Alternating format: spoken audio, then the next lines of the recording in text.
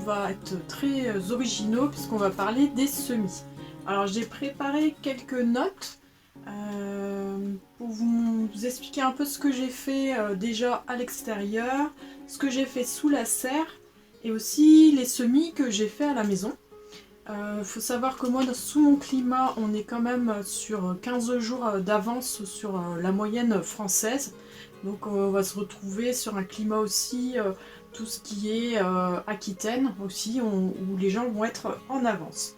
Donc là, aujourd'hui, donc on est fin février et je vais commencer les semis de tomates. Alors cette année, j'ai prévu 20 variétés de tomates à peu près et je vais essayer de caser 70 plants dans ma serre, donc il va faire 50 mètres carrés.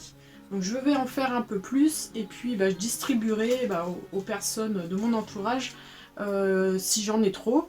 Donc c'est toujours bien de faire un peu plus parce que s'il y a des problèmes de germination, bon au moins on s'assure quand même au niveau du nombre de plants, suffisamment de plants par rapport à ses besoins.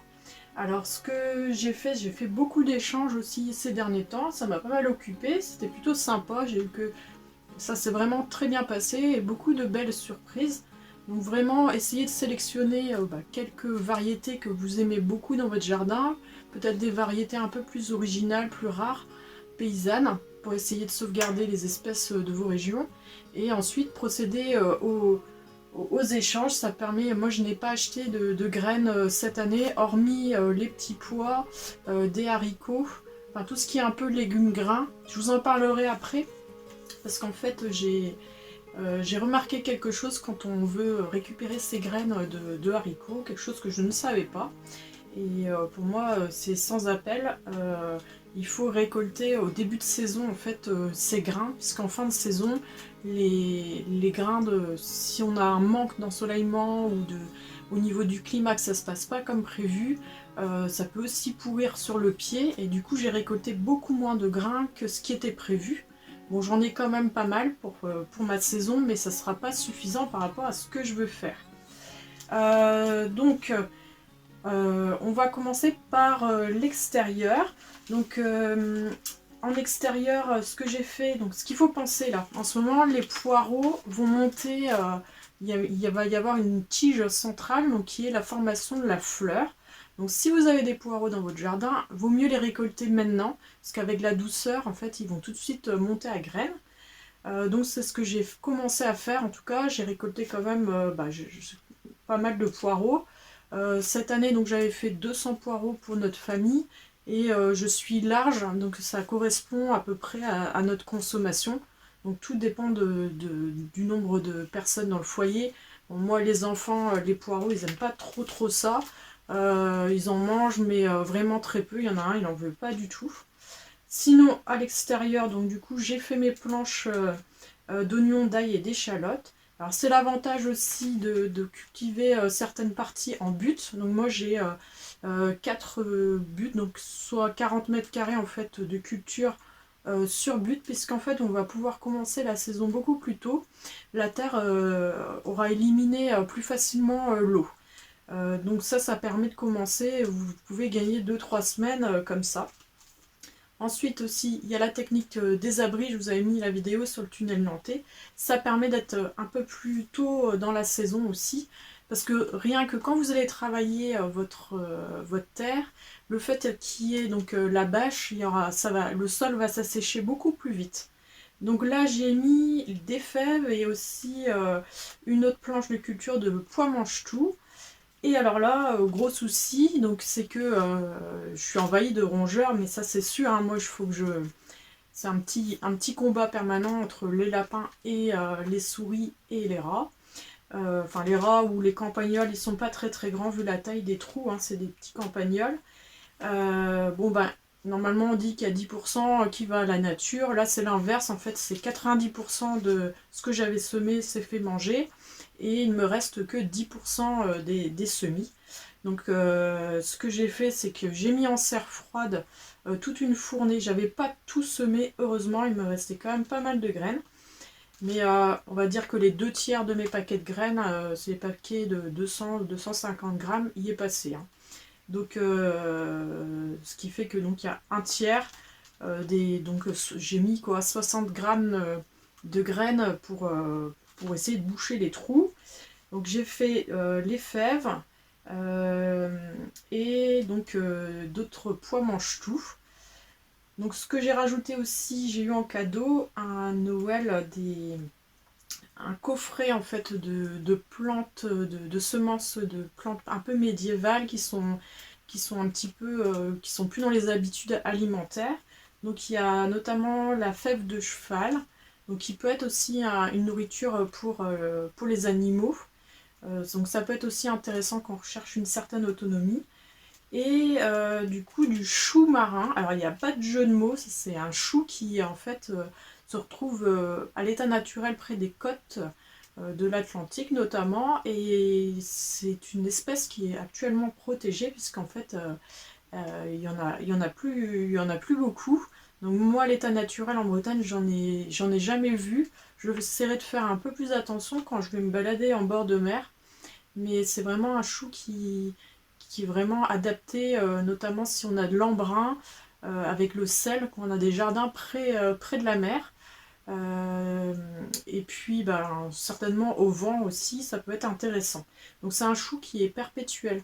Un peu comme le chou perpétuel qu'on connaît d'habitude. Donc ça peut être aussi intéressant. Donc là par contre les feuilles m'ont l'air quand même beaucoup plus grandes que celles du chou perpétuel. Ça j'en ai dans le jardin. Je nourris beaucoup mes poules avec ce chou là que je trouve un peu coriace à manger. Mais en tout cas pour le chou perpétuel, c'est intéressant aussi pour les animaux. Donc j'essaye d'être assez autonome là-dessus. Alors, ce que j'ai fait sous la serre froide, donc je vais vous montrer.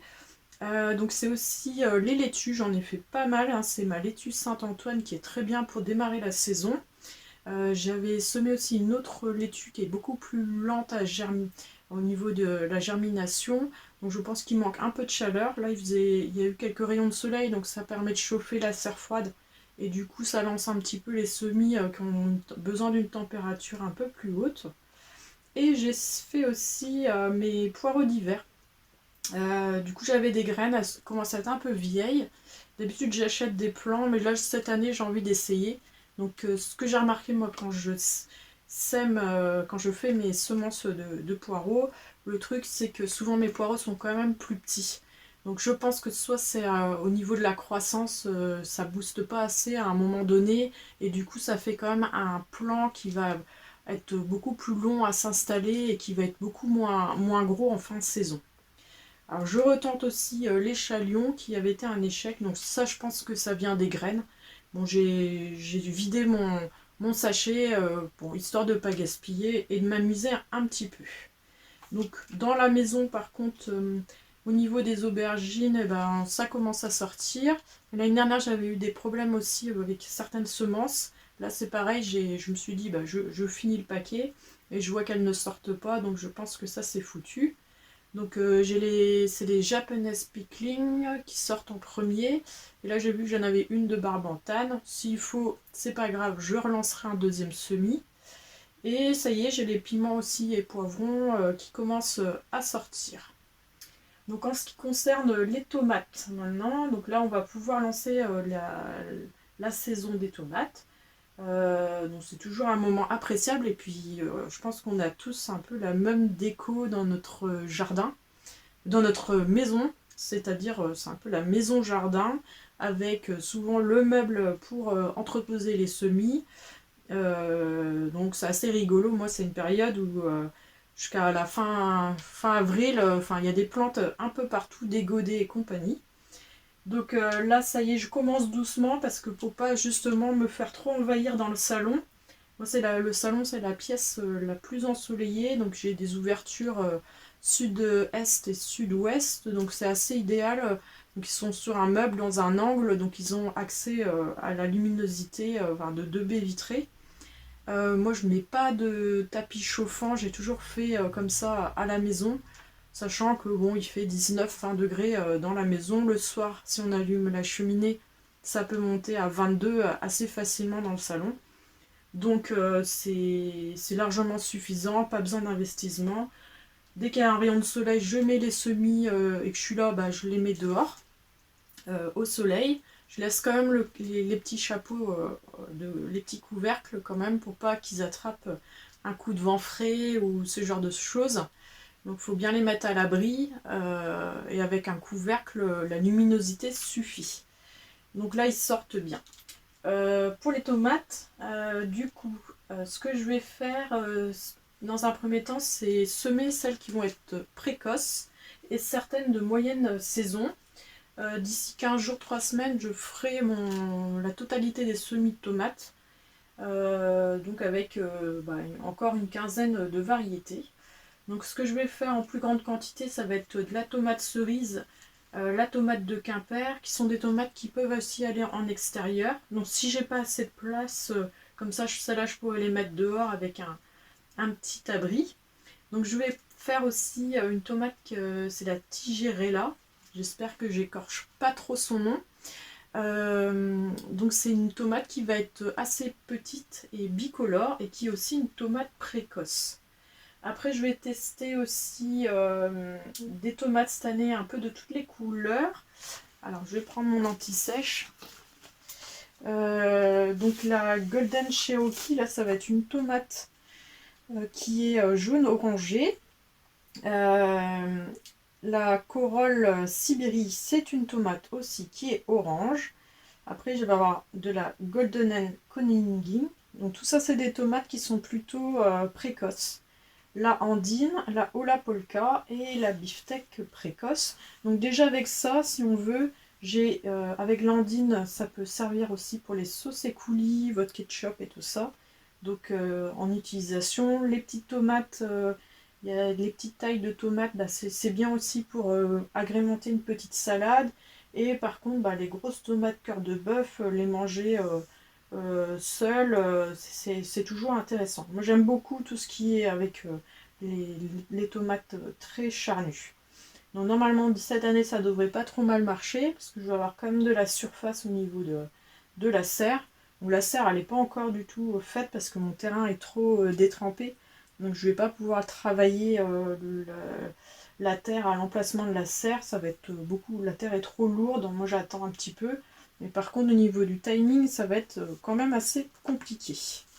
Donc voilà ce que je pouvais dire pour ces semis, donc on va dire sur la première quinzaine du mois de mars, hein, vous n'êtes pas trop tard du tout, hein, donc il ne faut pas aller trop vite non plus. Après souvent fin mars, moi je vais, à partir de la mi-mars, je vais commencer à faire tout ce qui est aromatique et fleurs. Cette année, j'aimerais vraiment intégrer beaucoup plus de fleurs à mon jardin et notamment des fleurs qui seraient vivaces. Comme ça m'évite d'une année sur l'autre de tout recommencer. Sinon, bah, je vais vous mettre aussi, j'ai reçu ça par la poste, les bonnes associations au potager. Donc c'est un petit tableau pour le rappel. Moi, j'essaye tout simplement de ne pas remettre sur la même planche de culture les mêmes familles de légumes. Je fais comme ça pour des raisons pratiques et comme j'ai quand même un grand jardin, je fais des planches entières sans trop mélanger mes légumes. Donc voilà pour ce qui était de tout ce qui est semis et compagnie. Donc moi je vous souhaite un bon week-end et puis portez-vous bien. Salut!